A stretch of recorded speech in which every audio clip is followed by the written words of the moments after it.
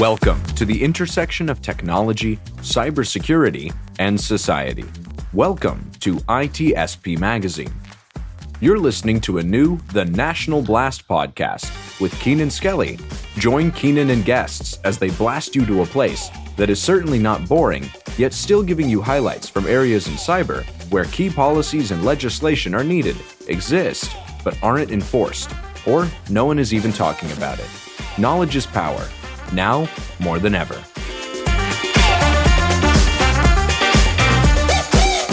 Hello, everyone, and welcome to the latest episode of the National Blast. As always, I am super excited for my amazing guest today. Please welcome Corey White from Cyvatar. And Corey, why don't you tell us a little bit about yourself and what we're going to talk about today?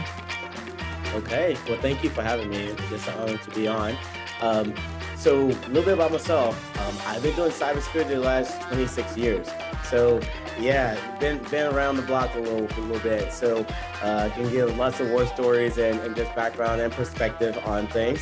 And today we're going to talk about, I think, the ever evolving world of cybersecurity insurance. So I think it's an interesting and pertinent topic. I know a lot of companies, as I talk about it, like, hey, they canceled my policy or they increased my cost. I'm happy to talk about why that's happening and give some perspective there.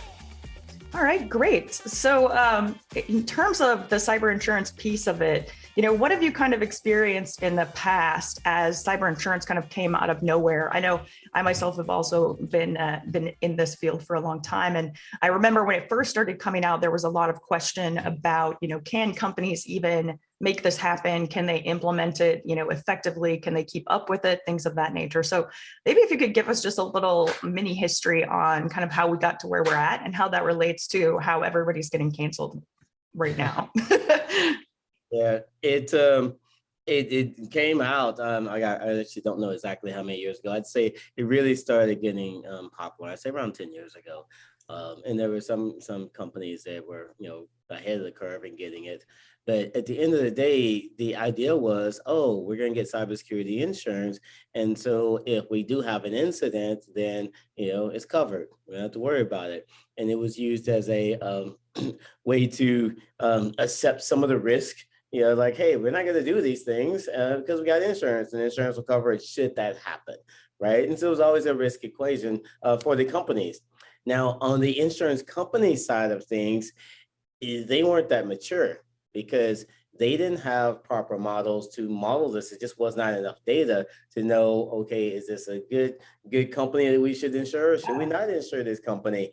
And what the companies were doing, they started getting these really basic questionnaires. And they're like, yeah, we're doing this and check all the boxes. And, one of the themes that we'll have throughout this talk is that compliance does not equal security. And a lot of people think that, we have this one thing that does not actually mean you're going to actually prevent the attack. So that's a brief history of where we started. And you want me to jump into where we are now, or are we going to talk about that? Yeah, so I do have a couple of questions, and you're totally right. When it first started, there was no measure or basis of measure to really put it on. And leaning towards the questionnaires is an interesting piece, but typically there's a lot of data, a lot of historical data, a lot of person data, a lot of company data that can be thrown into traditional types of insurance. Now, since then, a lot of companies, cybersecurity companies, have started leaning into that, trying to come up with your cybersecurity score or your risk score and how that kind of translates into cyber insurance. How do you feel, or what do you think about those kind of companies that are doing that? Do you think that those are valuable metrics, or maybe we need to continue working on that? Yeah, I mean, it's different levels to it. I'll go back, I don't know, probably about 6-7 years ago. It's 2022. So yeah, about 6-7 years ago, there's a pretty good sized insurance company had my team. We were going in and evaluating, and actually doing the questionnaires, and built a website where they fill out the questionnaires, and then we were evaluating and interviewing them, trying to determine, is this the truth? Are you actually doing these things? Now, that was a step in the right direction, because it started with just no questionnaires. Then it went to questionnaires. Then it went to questionnaires with a brief interview. And so the problem with all of those things is, and you'll hear this as a theme, is where I said compliance does not equal security. So let's tell you what that actually means in a few practical scenarios. So if I check a box and say, yes, I have antivirus, then yes, you have checked the box, you meet that requirement. But if you're trying to stop a sophisticated, threat actor in brand new malware and ransomware, traditional antivirus is not enough. So it's going to be easily bypassed by that. So you met the requirement, you checked the box, but you still will probably have an incident. Okay, so just for my listeners, I'm going to jump in right there. And they already knew that I was going to do this too. Right there, when you said you're probably going to have an incident, you're definitely going to have an incident. Everybody is going to have an incident. The nature of breaches and attacks today, the complexity and the sheer number that we're seeing come out just over the past year, and how much that has escalated is unbelievable. And I always say we have to get to the point where we're normalizing the breach, because you're going to get breached. Focus on learning what you have to do when you get breached. It's going to happen. Okay, go ahead. Okay, we're going to dive in because I'm going to disagree with you. Oh, yes. Yeah. Here's why. Because what you just said, and I don't think you'll be offended by this, that sounds like marketing propaganda for an incident response company. Ooh, and I don't do either of those things.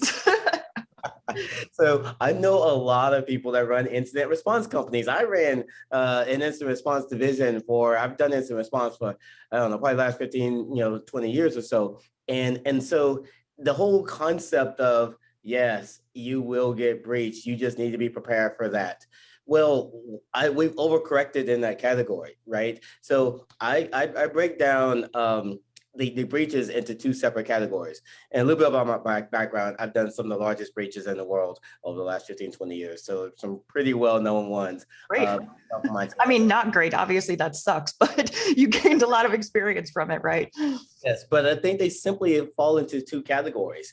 I'll call one the nation state breach, where a nation state, a threat, sophisticated threat actor is coming after your company, or sometimes the individual at a company.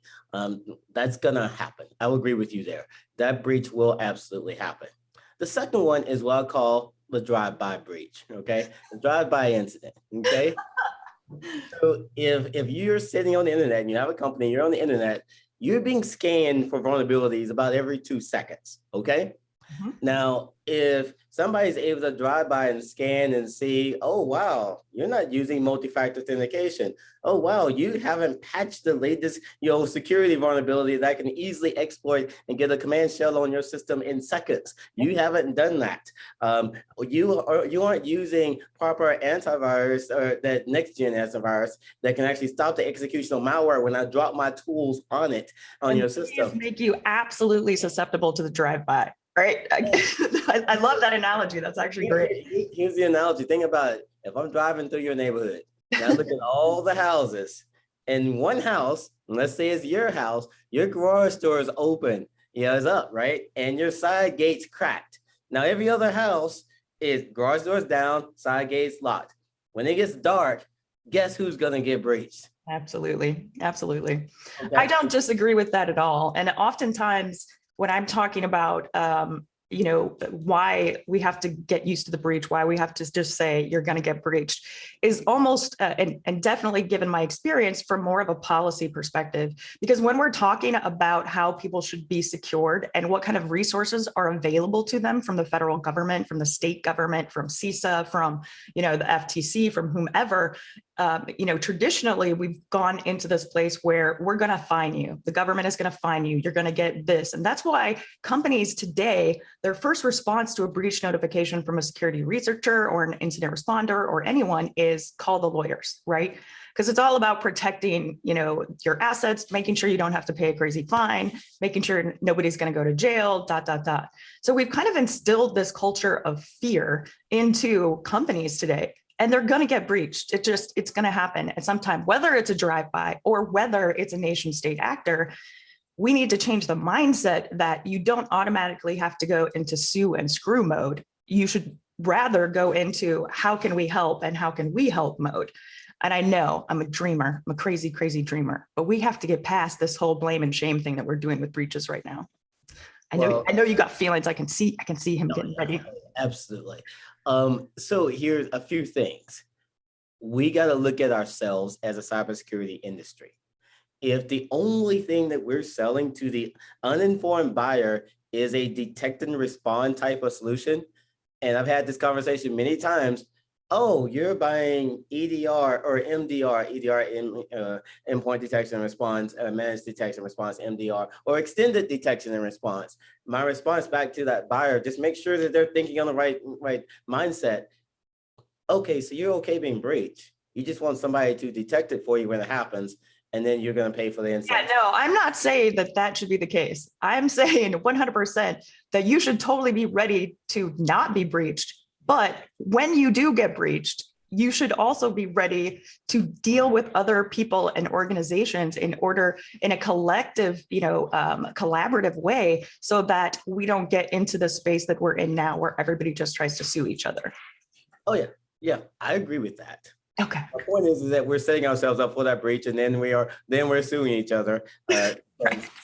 And I've done expert witness work as well, so I can talk about the suing side of it. What companies don't realize around this, then we'll circle back to insurance. But I think this is all really good. But I totally want to talk to you, maybe on this episode, but maybe in another episode about the legal side of it, because that's just a whole other fascinating piece of cybersecurity that a lot of cybersecurity people don't get at all. Like, if you're not going for a conviction, then what are we doing here? We're the bad guys, right? Yeah, absolutely. But the companies are paying so much money off the lawsuit. That's what really gets them. Because if the there's two sides of it, obviously. So if one side can prove that, oh, you knew that you had these vulnerabilities and you didn't patch them or you didn't fix them as a result of your yearly assessment or whatever, then you just lost your lawsuit. Okay. Now the other side they're gonna say is that, well, nation state hackers are coming out to everybody. It would have happened anyway. We did our best. We did our best due diligence. And that goes back to insurance. If you're not doing your best due diligence, if you can't prove to that insurance company that you have done the basics of cybersecurity, which now is being built into those contracts, then they're not going to pay. And that's what the problem is. But think about it. That's just like saying, I need car insurance. Now, I don't have any brake lights. My brakes don't work. I checked the box and said that they do, but I need car insurance. That's what we're doing in cybersecurity. It's like, yeah, we aren't really doing security, but I want insurance to cover it in case something happens. And insurance companies are pushing back, which they rightfully should do. So where are we at now with that? So when we say pushing back, how are they getting around that? Are they taking that written assessment, that checkbox assessment, and saying, yeah, you said this, but after the fact, we realized you didn't? Or are they putting into place new measures and implementing new processes that help, eliminate the checkbox scenario? Yeah. All of that. And so what I can give multiple scenarios. I was with a customer last week, and he was saying he was scrambling all over trying to find somebody that offered him cybersecurity insurance because everybody was saying no. He could not prove that he was doing certain things. And so what I'm also seeing is the insurance companies they're stuck. They're like, well, how do I prove that each one of our companies that we're insuring are actually doing the right things and do it at scale? And so they're trying to figure that out. Now where most of them have landed is making them attest that they are doing it. Now, when they do have an incident, as you say, when that does happen, then they're coming back and saying, okay, cool. Let me see where you were doing these things. I want to see those logs. Let me see the logs. and so they see in the logs that, wait a second, when you signed up, you said you were scanning and patching. You had antivirus on every single system. We see you don't have antivirus on every single system. You hadn't patched in 6 months. We're not paying this. No, that was a drive-by hack, basically. So you're vulnerable to it. And so the industry needs to change. We need to evolve from that detect and respond mindset that we've got away with for a very long time to, hey, let's do everything we possibly can to prevent an attack. Yeah. And then if it still happens, then okay. I think the equivalent of it is think about your home. I think everybody can relate to this. Think about your home. Everybody at your house at night, you lock your doors, you close your windows, right? But at the same time, if somebody really wanted to get in and you have a sliding glass door, they can throw something against it, break it in, and break in. Okay, that's when it's inevitable. That's that nation state hacker. But if your doors are wide open, your garage doors open, side gates open, and somebody comes in, you're kind of asking for it. Oh yeah, I always love the physical security references. They're really great. I did physical security assessments for a long time before I got into physical personnel and information security assessments. And it's so funny the things that people don't think about in terms of their home or in terms of their company. People who will have organizations, nuclear power plants, who will have all of this what seems like very solid security, but when you look up close and personal, the security guards have rubber duckies, and you're like, oh, okay. Noted. So these levels of security, and they don't just apply to physical, but that it's a great way to demonstrate that these layers of security that everybody really should have are often really just too expensive for a company to pay for, especially critical infrastructure, also owner operators. It's just hard to pay for that. So how do you recommend some of these companies who fit into that category, the not giant, Fortune 10 companies that have money to throw at this? What would you say to them to get them in the right space so that they can get cyber insurance, or that they can, be safer? Yeah. I think there's a few components to this. I think we got to explain why that gap exists. So I think it's important for the audience to hear this. Cybersecurity companies, they're looking for a big deal. They don't want small deals. And so they are not catering to small to medium-sized organizations. So yes. Yeah. Yes. And so we are broken because of that. And so nobody cares about the little guys here or girls. And so at the end of the day, there isn't much security out there for them. Now, and the challenge is that the whole industry has been built around that model. The other piece is that there's a shortage of talent. Okay. So the talent that is available, they're going to go. I swear to God, you guys, I did not plan this. I did not realize that he was going to get on my soapbox and say the same things, but I'm loving it. I'm loving it. It's a synchronicity. We're in sync. Yeah. Here we go. It's on. So the talent problem, oh my God. The talent problem is we don't have the expertise, and the schools aren't kicking them out fast enough. And so it's just because every single company, even a small company, needs cybersecurity expertise. Because here's what has also changed, and let's just say the last 5 years. I know everybody's talking about ransomware, but let me explain what is actually happening there. People hear about Colonial Pipeline and all these big companies are being hit with ransomware. What they don't hear about is I heard numbers, and nobody admits to it, so we don't have exact numbers. Anywhere from 200 to 500 ransomware attacks happen every single day. Okay, and you got to make some people don't pay. Yep. Some people just pay because there's not that much money to get back into it. Some people go out of business. Okay, and so what ends up happening? Those are the small and medium-sized companies that are being hit, and they don't know what to do. And they don't have proper security. And I interview and I talk to a lot. We deal with a lot of small businesses in our company. And I ask, what does cybersecurity mean to you? And I'm not talking to their technical people. I'm talking to usually the CEO or co-founder or whatever. And they're like, well, we bought antivirus, about 5, 6 years. We got a sysadmin. That's going to help, right? No. And so I think the cybersecurity industry needs to step up and help these small to medium-sized companies, because ransomware would never be as big as it is now if all those successful attacks on small to medium-sized businesses haven't been happening for the last 5 to 8 years. Now they see that happening, and the ransomware hackers, right? You can get ransomware as a service. You can go online and just sign up for ransomware as a service. All you need to provide is email addresses. And then next thing you know, the money is being deposited into your Bitcoin account, right? You don't have to even do anything. And so, it's interesting.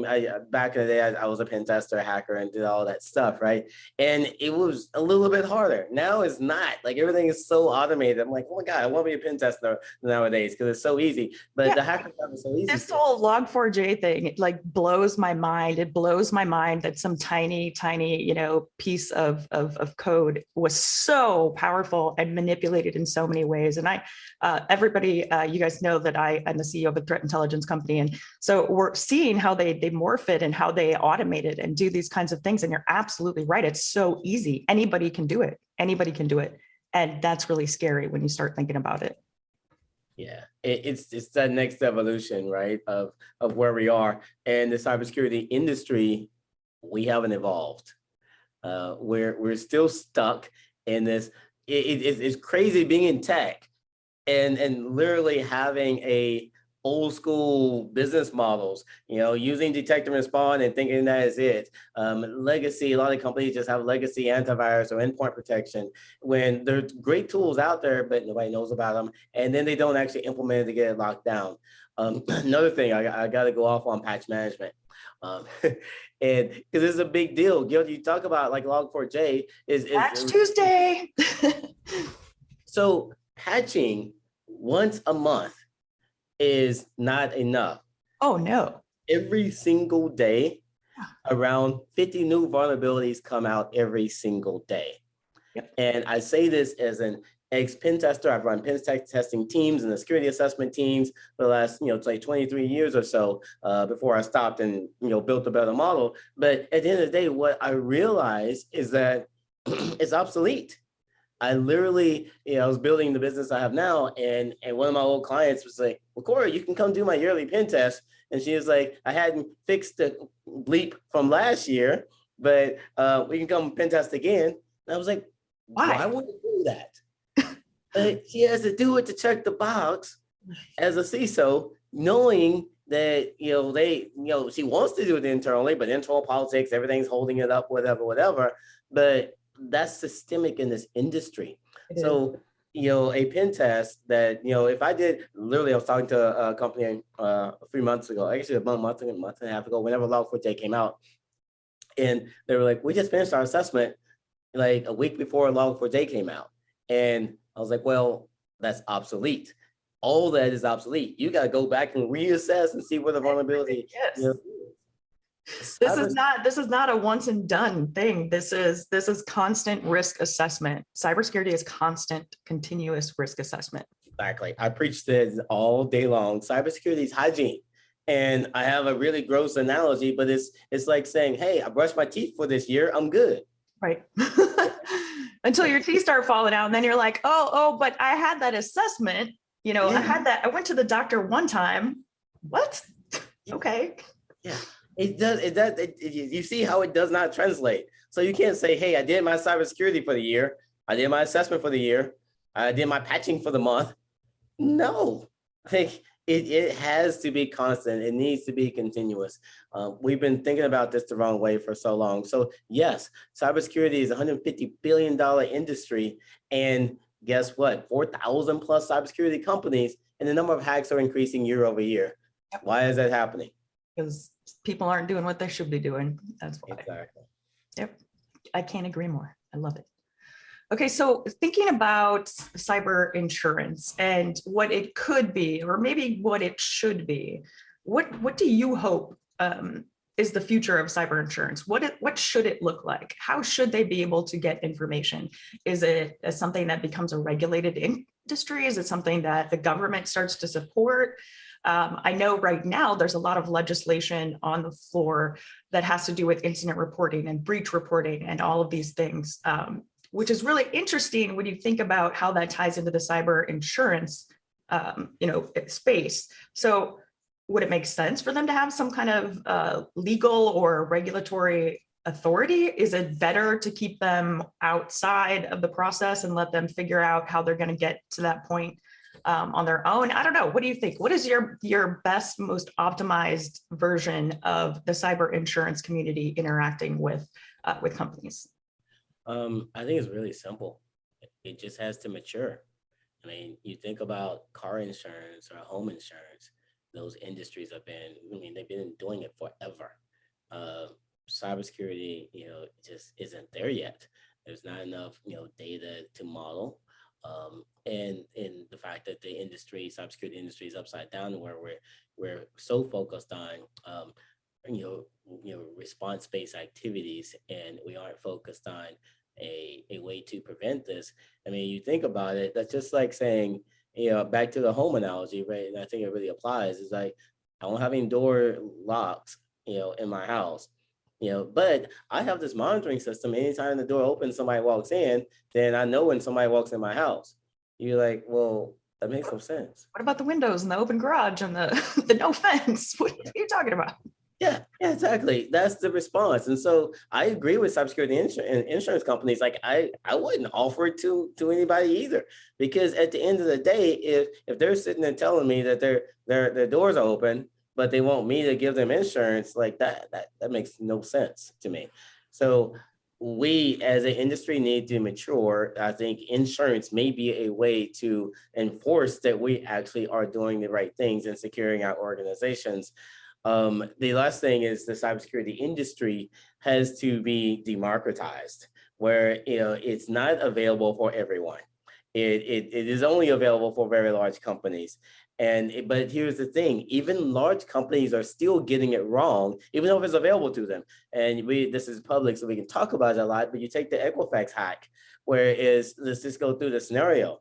If they knew every single IT asset they had, that asset would not be sitting on the internet unsecured. If they had a continuous scanning process where they scanned everything and patched everything on a regular basis, that patch was only 2 months old, but still it got exploited.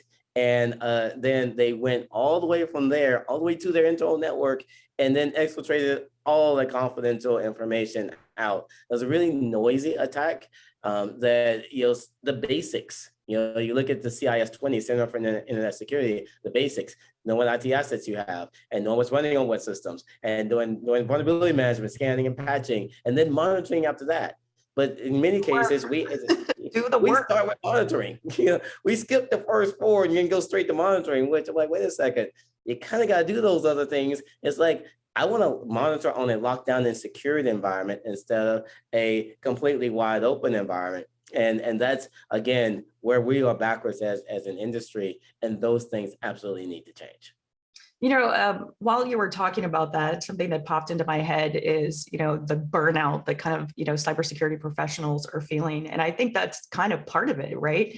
If they were coming into a situation or an organization where they had the ability and the power and the authority to lock everything down and then start into the monitoring phase, then I think a lot of cybersecurity people would be more relaxed, because they would know, right, they're coming from this starting point of clean, and the company is 100% behind them, and they're paying for you guys to do this and for you to do this. But in reality, all cybersecurity people are doing right now is putting out fire to fire, like every day is a fire, because of what you just said, because all of the things aren't being looked at. So there's always a vulnerability. There's always something that's coming through. Yeah, it's interesting. You just took me back, almost 3 years. Back in 2019, I had a whole talk, that I did quite a bit of, as I was really just diving into the industry, figuring out, why are we failing? And the title of it is, My CISO Friends Are Quitting. Yeah. And literally, like, call them, like, Corey, I'm done. The ones that have been around for a very long time, they are quitting, and they're going into consulting and all other different areas. And I asked them literally why. And I got, what CISO stands for? Oh, Chief Scapegoat Officer. 100%. Oh my gosh, yes. Yeah. 100%. Yeah. I mean, what was it? It was a couple of years ago, probably around that time, where a CISO had like a 1-year lifespan. That was it. That was totally it. Either they got fired with some very nice, golden parachute, or they quit, because it's just crazy. Yeah. 18. But I do see that starting to change a little bit in the CISO community. I'm seeing a lot more CISOs who are able to connect with the boards and able to connect with the CEO and the leadership and say, look, I'm not here to be your scapegoat. I'm here to get everything prepared as best as we can, so that if this happens, we can deal with it. And after that, if you fire me for doing my job, this is the golden parachute I'm expecting, because I'm going to do everything I can. So I think the dialogue is happening. We definitely are not where we need to be with that, but I think it's starting. It's starting for the experienced CISOs that have been through it. Okay, but if Yeah, I'm so a true. director of security and I get a CISO job, I'm jumping in, I'm taking it. Like, okay, I'm signing. All right, I got promoted. I have a C-level position. And so I'm not having that conversation until you get burnt at it. And then you got to go back and then reevaluate, your next gig and then figure it out. And I think that's part of the education that needs to happen. But also part of the talk I did, it was really interesting. And I had, a bunch of CISO friends help me with it, is that CISO needs to be three things. They need to be a business professional and understand the business aspects of it, okay? Which is hard because the next one is the next two actually are hard for them because they also have to be very good at politics, okay? And sometimes just relationship building right relationships and understanding how everything ties into a business context. And then lastly, they also have to be technical, at least to a certain degree. And so you don't find that in one person. It's very, That's very not hard. true. That's not true. You actually do. I think all CISOs should have at one point in their life been a sales engineer, because that is exactly what that is. That is taking technology, technical requirements, making people get excited about it, getting people to buy it, getting people to buy it again and again, and building relationships. And then recognizing once you get to a point that this technology isn't what it should be, and I got to do something else with it. If we made sales engineers CISOs, I think the world would be a better place. I'm just saying. I disagree with you again. I figured you might. You're giving me the little ticks every time you say, don't say sales. So no, so I love sales engineers. Here's the challenge. Sales engineers, and I ran consulting organizations, right? So the sales engineer, they would go out and they would actually convince the person to buy a product or whatever, and they were technical, okay? They never implemented it, okay? Ooh, so what they did is they could sit there and they could, almost like a salesperson, promise the world, but they never implemented it. So if you have a sales engineer that's never implemented anything, and then they're going to go get, maybe they would be good CISOs because they're just, maybe some fluff in there. But I think the better CISOs are actually the ones that were consultants that actually implemented, that actually did the work. Because consulting, what's great about consulting is, and again, I lived this life, it's where the rubber meets the road. You cannot lie. You cannot make it up. You cannot pretend. Because the other big challenge within the industry is that we buy all these cybersecurity products. It's like I said, it's like 4,000 of them out there. You buy the best cybersecurity product tool out there, and then the non-technical CISO, they're like, we're secure. We got the greatest tools. We bought everything, but it's never implemented because they listen to a sales engineer. Ooh. You better have somebody implementing it and actually getting value, some kind of outcome out of it. That's the only thing that matters in security, outcome of being secure. Just buying a product or whatever. He makes really good points. I'm going to give that one to him. He makes a good point. Okay. Yeah. Okay. So this has been a great chat. This has been really a lot of fun. And I think I definitely want to have you on the show again to talk about the legal side of that, because that, again, that is a whole other mess of craziness.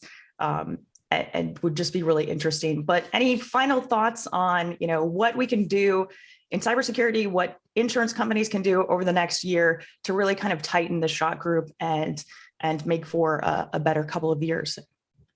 Yeah, number one, I think these insurance companies, checklists obviously are not enough. They know that.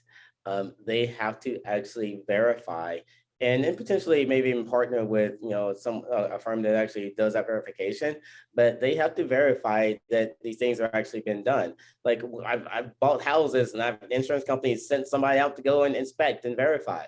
Same thing applies. So literally, I think they can steal from the other industries, whether it be auto, getting an auto accident, then they're going to come and look and verify and look and see what happens. We need to build that kind of infrastructure within cybersecurity.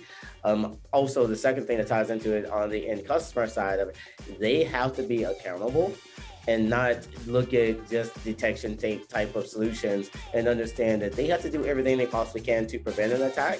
Now, if a nation state attack happens, then cool, I feel like it's by any means necessary, that's going to happen. But you should not be susceptible to drive-by hacks. Like, you need to be doing the basics of cybersecurity. Don't leave your garage door open at night, okay? Because somebody's going to come and steal your kid's tricycle out, right? So same thing, it's an easy hack. And so don't be the easy hack. I think that's what we have to be accountable for on the company side of things. That's great. I really appreciate you coming on. This is a great topic. We touched on a lot of different things today, so I'm going to have a hard time deciding which of these I'm going to go in the direction for the title, but I'm going to think about something cool. But I think it's going to be Drive-By Hacks. I like that. Corey White and Drive-By Hacks. So again, thank you so much for coming on. I would love to see you in the future. And for my listeners, this has been another episode of the National Blast, and I'll catch you on the flip side. We hope you enjoyed this episode of the National Blast podcast with Keenan Skelly. If you learned something new and this podcast made you think, then share itspmagazine.com with your friends, family, and colleagues. If you represent a company and wish to associate your brand with our conversations, sponsor one or more of our podcast channels. We hope you will come back for more stories and follow us on our journey.